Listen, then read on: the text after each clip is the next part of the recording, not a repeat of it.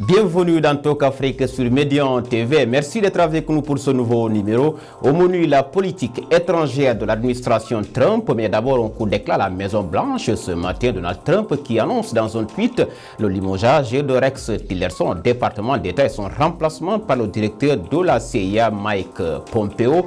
Alors que le désormais secrétaire d'État américain revenait d'une tournée africaine, la toute première d'ailleurs, alors que l'administration Trump a jusqu'ici démontré peu d'intérêt pour le continent africain. Ce périple l'a mené en Éthiopie, à Djibouti, au Tchad, au Nigeria, une visite qui intervient dans un contexte relativement tendu avec des propos injurieux qu'on ne va pas répéter ici, propos qu'il a tenus en janvier dernier à l'endroit de certains pays africains, notamment Haïti. Quelles sont les raisons de ce limogeage d'abord? Que faut-il attendre de cette tournée de Rex Tillerson? Qu'est-ce qui explique le choix de ces 5 pays? Quels en sont les enjeux? Pour débattre, 2 invités avec moi sur ce plateau. D'abord, Abdoulatif Mbeng. Bonjour Abdoulatif. Bonjour. Vous êtes donc enseignant, chercheur à l'UQAD, spécialiste de la civilisation américaine et en relations internationales. Merci Abdou d'avoir accepté notre invitation. C'est moi. Avec nous également Jean-Charles Biagui, vous êtes docteur en sciences politiques, enseignant-chercheur à l'université Cheikh Anta Diop Dakar, spécialiste en relations internationales. Merci d'être avec nous. Merci et bonjour. Alors, merci donc encore du changement à la Maison-Blanche et pas des moindres. Donald Trump qui annonce sur Twitter le limogeage de Rex Tillerson au département d'État américain et son remplacement par l'actuel chef de la CIA, le service de renseignement, Mike Pompeo. Abdoulatif Mbeng, vous vous y attendez très certainement? Alors, ce qu'il faut dire en premier lieu, c'est que ce limogeage du secteur d'État Rex Tillerson, alors qu'il est en mission, je veux dire le fait qu'il soit dégommé comme ça pendant qu'il est en mission en terre africaine, est particulièrement révélateur de la façon de conduire les affaires depuis que M. Trump est à Washington. Et donc, il y a beaucoup de subjectivité dans sa façon de gérer l'État. Et il se passe pas une semaine sans qu'il y ait... on dit qu'à Washington, on ne s'ennuie jamais, parce qu'il y a toujours des choses qui se passent. Il ne se passe pas une semaine sans qu'il y ait un événement majeur. Depuis que M. Trump est aux affaires. Donc la première lecture que j'en fais, on a beaucoup parlé des tensions, des divergences qui existent et du profil de Rex Tillerson, ancien directeur PDG de ExxonMobil, du profil non diplomate du secteur d'État qui a été limogé. Mais moi, la lecture première que j'en fais, c'est encore une fois, on voit se révéler ce tempérament, cette subjectivité dans la façon de conduire les affaires à Washington. Jean-Charles Biagui, un limogeage qui intervient alors qu'il revenait d'une mission, une tournée africaine, la toute première d'ailleurs, mais surtout aussi avec les négociations qui se profilent à l'horizon entre la Corée du Nord et Donald Trump. Qu'est-ce qui explique selon vous le limogeage de Rex Tillerson dans ce contexte bien précis? C'est difficile d'avoir une position catégorique, une position tranchée, mais on peut émettre quelques hypothèses. Au-delà de l'hypothèse qui vient d'être présentée, qui est liée au tempérament de celui qui est aujourd'hui à Washington, on peut mettre sur la table d'autres hypothèses. Par exemple, l'hypothèse selon laquelle M. Tillerson n'est peut-être pas la personne qu'il fallait à ce poste de responsabilité. Bon, il a été rappelé tout à l'heure qu'il a occupé d'importantes responsabilités, notamment la première au niveau de ExxonMobil. Mais au-delà de cela, il faut aussi, et c'est une hypothèse qu'on peut mettre sur la table également, est-ce qu'il n'y a pas des divergences sur le plan de la conduite de la politique étrangère? Certainement, parce qu'il certainement, et par rapport à l'Afrique. Vous savez, il y a beaucoup de commentateurs qui ont expliqué qu'au-delà de la volonté d'infléchir l'influence de la Chine en Afrique, au-delà de la volonté de réconforter des partenaires stratégiques dans la lutte contre le terrorisme, il y a aussi dans le cadre de ce voyage-là la volonté des pouvoirs publics américains, en particulier du secrétaire d'État américain, d'essayer de rectifier le tir après ce qui s'est passé, après les insultes dont vous... De revenir justement à ces tournées africaines, mais est-ce qu'il y a des raisons particulières qui font qu'aujourd'hui Donald Trump a jugé nécessaire de se séparer de Rex Tillerson? Encore une fois, il est peut-être encore très tôt pour avoir une position tranchée. À ce stade-là, parce que c'est aujourd'hui, c'est encore frais, ce qu'on peut faire, c'est émettre des hypothèses. Est-ce qu'au niveau de l'administration américaine, il n'y a pas des divergences fortes entre le secrétaire d'État et le président Trump? Est-ce que le président Trump n'a pas jugé utile de changer à ce moment-là parce que M. Tillerson n'avait peut-être pas le profil qu'il fallait?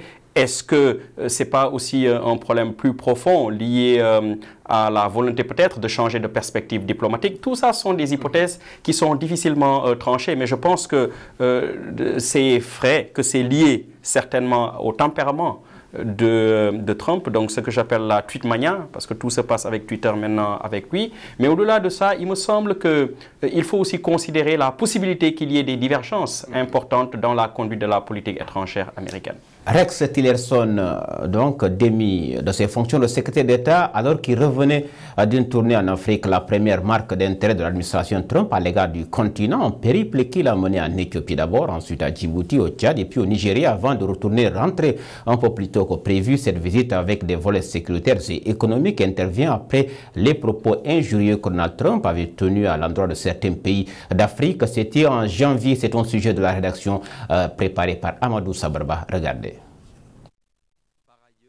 La tournée africaine du secrétaire d'État des États-Unis d'Amérique, la toute première, est une marque d'intérêt de l'administration Trump à l'égard du continent. Ce périple qui a conduit Rex Tillerson en Éthiopie, au Kenya, Djibouti, au Tchad et au Nigeria met l'accent sur la coopération sécuritaire et la lutte contre le terrorisme.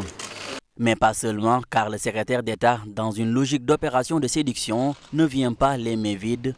Rex Tillerson a promis 533 millions de dollars d'aide aux victimes de sécheresse et de guerre, et grâce à des partenariats publics-privés. Il s'engage à fournir de l'électricité à plus de 300 millions d'Africains d'ici 2030, une offensive pour lutter contre l'influence grandissante de la République populaire de Chine en Afrique, qui, selon le secrétaire de la diplomatie américaine, encourage la dépendance avec des contrats opaques, des pratiques de prédateurs et la corruption qui endettent les nations et limitent leur souveraineté en les empêchant une croissance autosuffisante. Rex Tillerson appelle les dirigeants africains à la prudence dans les types de contrats avec la Chine, pays rival des États-Unis dans le continent. Pour le chef de la diplomatie américaine, ces contrats ne sont pas avantageux pour l'Afrique et vont continuer à faire couler les pays africains sous les poids de la dette. Cette visite de Rex Tillerson en Afrique intervient dans un contexte relativement tendu. En janvier dernier, Donald Trump avait tenu des propos injurieux à l'endroit de certains pays d'Afrique. Un récit de Amadou Sabarba avec cette tournée de Rex Tillerson en tant que secrétaire d'État américain, tournée qu'il a menée en Éthiopie, à Djibouti, Tchad, Nigeria, au Kenya. Abdoulatif Meng, 5 pays. Que faut-il attendre finalement de cette visite ou de cette tournée de Rex Tillerson? Alors d'emblée, je dois dire que c'est, pour moi, c'est d'abord une façon de tâter le pouls. J'ai l'impression que c'est une administration qui ne connaît pas très bien l'Afrique, ou bien qui n'a pas l'Afrique au centre de ses priorités et de ses préoccupations. C'est une lecture que j'en fais par moment, le sentiment qu'ils n'ont pas une stratégie clairement définie par rapport vis-à-vis de l'Afrique. Qu'ils sont en Afrique parce que les autres le sont, notamment la Chine. Et la Chine, comme tout le monde le sait, est sur le plan économique le rival numéro 1 de Washington. Et les Chinois sont en Afrique parce qu'ils ont une stratégie bien claire. On sait qu'ils s'intéressent aux ressources naturelles de l'Afrique, que les Chinois également ont une vision très claire de ce qu'ils font en Afrique. À mon avis, ce que l'administration... l'Afrique n'est pas au cœur des préoccupations de l'administration Trump. Si on voit un peu l'historique des relations, on a vu depuis AGOA, qui a commencé d'ailleurs avec le président Clinton, la stratégie du président Obama avec le programme YALI et d'autres programmes visant à développer les capacités des jeunes Africains. Avec cette administration, on n'a pas une visibilité claire de ce qu'ils font, de ce qu'ils veulent faire en Afrique. Ce que nous savons par contre, c'est qu'ils sont là parce qu'ils ont des intérêts stratégiques, sécuritaires. C'est bien entendu la lutte contre le... En dehors des intérêts, bien sûr, nous savons qu'ils sont intéressés, bien entendu, par les ressources également, la matière première de l'Afrique, au même titre que les autres. Mais moi, ce qui me préoccupe, c'est au-delà un peu des intérêts qu'ils peuvent avoir, qu'est-ce que l'Afrique... Comment est-ce que l'Afrique va tirer son épingle du jeu? Quelle est la stratégie? Quelle stratégie? On sait qu'avec Obama, il y avait aussi un accent sur les droits de... On se rappelle de son fameux discours, l'Afrique n'a pas besoin d'institutions fortes, mais n'a pas besoin d'hommes forts, mais d'institutions fortes.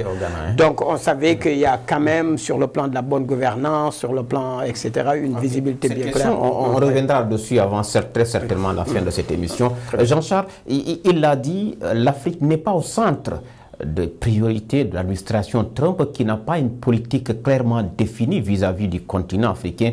Alors aujourd'hui, qu'est-ce qui justifie cette tournée de l'administration Trump via son secrétaire d'État Rex Tillerson? Avant de vous répondre de manière précise, je pense que l'Afrique n'était pas non plus au centre des préoccupations des autres administrations. Madeleine Albright, 6 mois après son élection, a effectué sa première tournée en Afrique, contrairement à Trump qui a attendu, même avant de nommer un monsieur Afrique au département d'État, Yamamoto, ça a pris pratiquement 1 an. Vous savez, en politique étrangère, la forme est très importante. Souvent, le style est très important. Mais le fond est d'autant plus important. Il ne faut pas penser que parce qu'en 2009, déjà, Obama s'est rendu au Ghana dans un discours resté très célèbre. Il ne faut pas penser que c'est parce qu'il y a eu cet acte-là que l'Afrique était au cœur des préoccupations. Il me semble qu'il faut surtout voir au niveau des actes concrets qui ont été posés durant son mandat. Madeleine Albright avait l'habitude de dire que la politique étrangère américaine n'a pas changé depuis 100 ans. Il y a une différence par rapport. Il y a une différence de style, il y a une différence dans la façon de faire, mais fondamentalement, la politique étrangère américaine ne change pas beaucoup, quelles que soient par ailleurs les administrations, que ce soit les républicains ou les démocrates, c'est toujours pareil. Il y a eu, c'est vrai, une cassure avec la guerre froide. La guerre froide, pendant la guerre froide, l'Afrique était un enjeu. L'Afrique était un enjeu. Il y a des pays très importants comme la République démocratique du Congo et la Somalie qui ont été très soutenus par les Américains. On a vu une présence américaine très accrue en Afrique du fait de la guerre froide. Il n'est pas ici besoin de rappeler tout cela. Pour répondre maintenant précisément à votre question, il y a 3 raisons principales qui peuvent expliquer cet engouement ou cet intérêt soudain pour l'Afrique. Il y a 2 raisons principales et une raison accessoire. Commençons par la raison accessoire. C'est celle-là qui consiste à dire que le secrétaire d'État américain s'est rendu en Afrique pour essayer de rectifier le tir après les insultes proférées de manière non officielle. Il faut le rappeler, de manière non officielle, les insultes proférées à l'encontre des Africains et de Haïti par Trump. Mais ça, c'est une lecture encore très schématique. C'est pour ça que je dis c'est une raison accessoire. Les 2 principales raisons, c'est que, si vous regardez bien, c'est la plupart des pays qui ont été visités, c'est des pays d'Afrique de l'Est. C'est quoi ces pays d'Afrique de l'Est? C'est le Kenya, c'est l'Éthiopie, c'est Djibouti. Ces pays-là, par n'importe quel pays, de par leur situation géographique, n'oubliez pas, ces pays sont très proches du Moyen-Orient, sont très proches du Yémen, c'est-à-dire sont très proches d'une question géopolitique importante qui intéresse les Américains. Donc ça, c'est une raison qui peut expliquer cet engouement soudain pour l'Afrique. Il y a un autre intérêt, au-delà de ces aspects sécuritaires. N'oublions pas le Tchad aussi, donc pour les aspects sécuritaires, la lutte contre le terrorisme, ça c'est un fait, c'est avéré. Mais au-delà de cela, et ça a été rappelé par votre documentaire, la volonté aussi, d'un point de vue commercial, de limiter l'influence chinoise. Ça aussi, il faut le mettre dans la balance. Les Américains s'aperçoivent que la Chine est en train de décoller et en décollant, utilise beaucoup les ressources africaines, les ressources stratégiques africaines. Donc, dans une perspective historique, dans une perspective prospective, c'est sûr que si les Américains ne font rien, d'ici quelques années, la Chine aura certainement beaucoup plus d'influence. À mon avis, elle a déjà beaucoup plus d'influence sur le plan économique.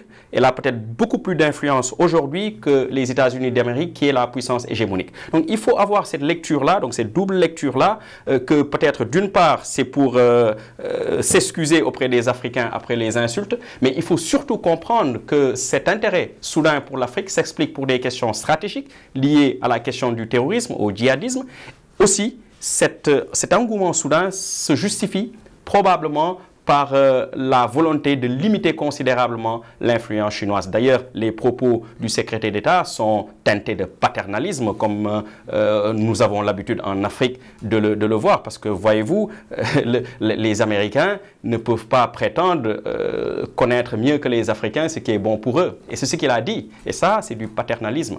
Alors, Abdou Latif Mbeng, on l'a vu, comme vous l'avez rappelé, l'administration Trump qui n'a jusqu'ici montré ou démontré peu d'engouement vis-à-vis du continent. Est-ce qu'aujourd'hui, on peut penser que cette tournée de Rex Tillerson en Afrique, la toute première, comme on l'a rappelé, peut changer ou peut monter la volonté de Donald Trump de changer la politique africaine, la politique américaine vis-à-vis du continent africain? Bon, moi, ce que je voudrais d'abord rappeler avant d'en venir à votre question, c'est que généralement, un président américain qui est élu pour un premier mandat a généralement, on l'a vu avec Obama, très peu de temps pour s'occuper de politique étrangère. Il y a sur le plan domestique un certain nombre d'urgences.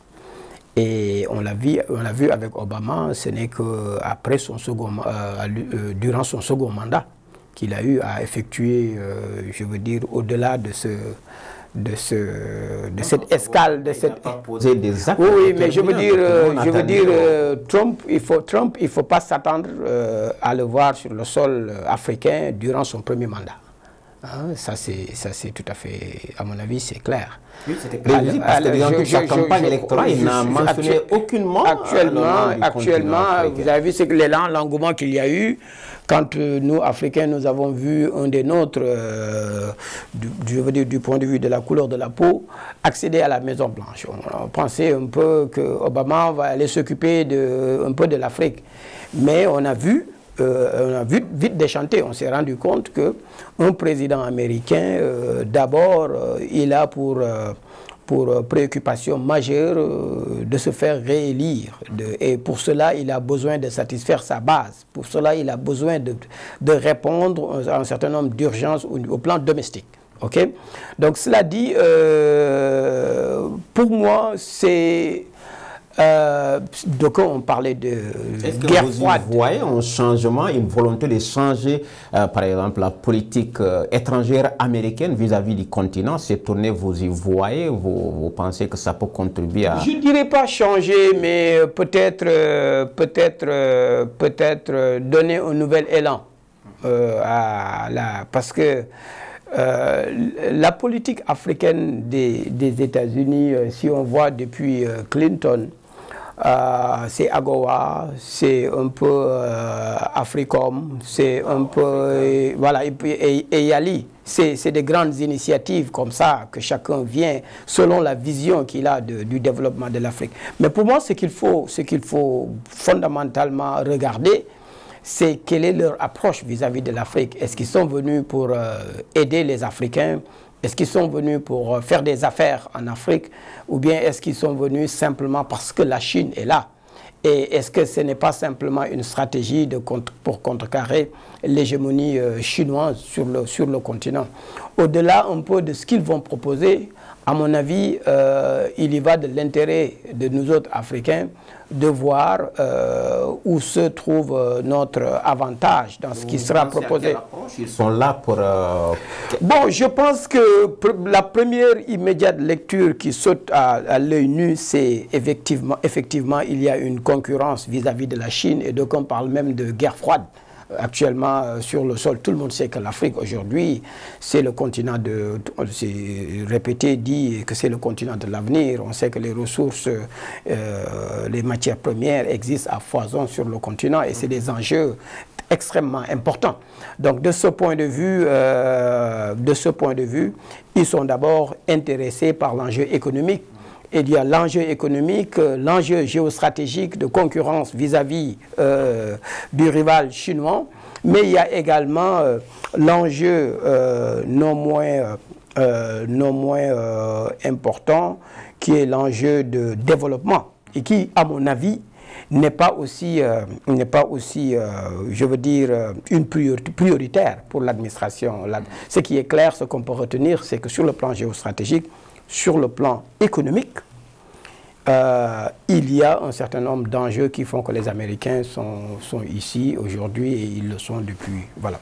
Jean-Charles Rex Tillerson, qui n'est pas venu sur le continent, mais vite, parce qu'il a promis déjà 533 millions de dollars aux victimes de guerre, de sécheresse en Afrique, mais également sécuritaire, bien entendu. Oui. Avec l'électrification de plus de 300 millions d'habitants d'ici à 2030. D'ailleurs, il a tenu des propos en appelant les Africains à la prudence par rapport au type de contrat qu'ils vont signer avec la Chine. Aujourd'hui, finalement, parce que la Russie également, par la voix du secrétaire, son ministre des Affaires étrangères, Sergei Lavrov, qui était sur le continent, finalement, l'Afrique, à qui doit-elle faire confiance par rapport à ces trois pôles qui se dégagent? Votre question m'embête un peu, parce que l'Afrique doit faire confiance en elle-même. Et c'est ça que, d'un point de vue stratégique, les Africains doivent comprendre. J'aimerais simplement, si vous le permettez, expliquer pour que peut-être les téléspectateurs nous comprennent de manière très précise. Il y a deux choses qu'il faut retenir. D'abord, l'Afrique constitue ce que moi j'appelle souvent, lorsque je suis en cours, ce que j'appelle une question géopolitique mineure. Aux yeux des grandes puissances occidentales. C'est-à-dire, vous ne pouvez pas comparer l'intérêt pour les Américains, l'intérêt que les Américains ont pour le Venezuela avec l'intérêt qu'ils ont pour le Mali. Vous ne pouvez pas comprendre pourquoi les Américains ont beaucoup plus d'intérêt dans un pays comme le Yémen plutôt que dans un pays comme la Centrafrique. C'est-à-dire que une question géopolitique majeure, c'est une question qui est fondamentalement stratégique pour le pays en question. C'est-à-dire qu'il y a moins de possibilités stratégiques, en tout cas il y a moins d'intérêt stratégique pour que les Américains s'investissent au Mali que dans un pays comme le Yémen, ou dans un pays comme la Palestine, ou dans un pays comme le Venezuela. C'est le cas avec ces tournées. Djibouti, la seule et grande base américaine qui je suis en train d'expliquer. Absolument. Je suis en train d'expliquer d'une manière générale pourquoi Djibouti est important. Djibouti est important, c'est la porte du Yémen. C'est juste à côté du Moyen-Orient. Donc, d'un point de vue stratégique, Djibouti est important. C'est pour ça que c'est la seule base américaine dans la région. Mais je veux dire, au-delà de ces aspects-là, qu'il faut comprendre que l'Afrique ne constitue pas aux yeux des grandes puissances un enjeu géopolitique, géostratégique majeur. Ça, il faut le comprendre. Les enjeux stratégiques pour les Américains sont à peu près de 4 ordres, si vous regardez un peu la planète. Les Américains attachent beaucoup d'importance à tout ce qui se passe au Moyen-Orient, pour des questions stratégiques, pour des questions liées à leur approvisionnement en matières premières, etc., etc. Ils accordent également une importance particulière aux pays de l'Amérique latine, pour aussi des raisons très précises. Nous sommes en Amérique, ne l'oublions pas. On peut aussi développer, mais en tout cas, ils accordent une importance capitale à ce qui se passe dans ces pays-là. Ça, c'est le deuxième pôle qui intéresse les Américains. Le troisième pôle, c'est l'Asie-Pacifique. L'Asie-Pacifique, pourquoi? Parce que l'Asie-Pacifique est un pôle économique important. Et puis, dans l'Asie-Pacifique, non seulement ça, mais vous avez des pays qui sont très importants pour les Américains, notamment deux, la Corée du Sud et le Japon. Et après, on peut développer aussi comment contrer dans cette région-là l'influence chinoise. Alors, il y a un dernier pôle, un quatrième pôle, c'est contrer la Russie dans ses anciens territoires, dans son ancien bastion, c'est-à-dire l'Europe orientale, l'Europe de l'Est. Et pourquoi pas concurrencer les potentiels pays comme l'Allemagne et le Royaume-Uni en Europe. Voilà les pôles qui, d'un point de vue stratégique, intéressent les Américains. Le reste, l'Afrique en particulier, est encore une fois un enjeu géopolitique majeur. C'est pour ça qu'il ne faut pas surestimer la visite ou surévaluer la visite du secrétaire d'État en Afrique. Alors très rapidement, parce que nous sommes presque arrivés au terme de cette émission, une tournée qu'il a menée également au Tchad, alors que, avec cette Tchad qui est donc sur la liste noire, comment doit-il négocier ou comment entrevoyez-vous aujourd'hui ces rapports entre le Tchad, et les États-Unis, juste après cette décision, au moment où Rex Tillerson s'est rendu au Tchad? Vous voulez dire la décision d'interdire les citoyens tchadiens sur la liste. Oui. Moi, je pense qu'encore une fois, c'est l'enjeu sécuritaire. Le choix des pays, c'est des pays, mon collègue l'a rappelé tantôt, c'est des pays qui ont des problèmes avec le terrorisme. Le Nigeria, le Kenya, c'est des pays qui sont d'une importance capitale dans la lutte contre le terrorisme. L'enjeu fondamental, c'est l'enjeu sécuritaire. C'est au-delà de l'aspect économique, de l'aspect géostratégique, comme on l'a dit tantôt, c'est de voir comment contrecarrer Boko Haram, comment lutter contre le terrorisme au sud du Sahara. Le Tchad est de ce point de vue, le Tchad est un État à encourager. C'est si vous voulez, un peu un bon élève dans cette lutte contre le terrorisme, et c'est un peu ce qui explique le choix de ce pays. Voilà. Merci Abdou Latif Mbeng. C'est la fin de cette émission Talk Afrique qui avait le plaisir de recevoir sur ce plateau Abdou Latif Mbeng, universitaire, enseignant-chercheur à l'UQAD, spécialiste de la civilisation américaine et en relations internationales. Avec nous également Jean-Charles Biagui, docteur en sciences politiques, enseignant-chercheur également à l'UQAD et spécialiste en relations internationales. Merci, messieurs, donc, d'être venus décrypter avec nous cette forte actualité que nous allons suivre de très près avec ce coup d'éclat à la Maison-Blanche. C'était donc votre émission Talk Afrique que vous pouvez retrouver sur le site internet de Médion TV Afrique. Grand merci aux équipes techniques et rédactionnelles. Merci également à vous d'avoir été des nôtres. Le rendez-vous est pris pour le prochain numéro.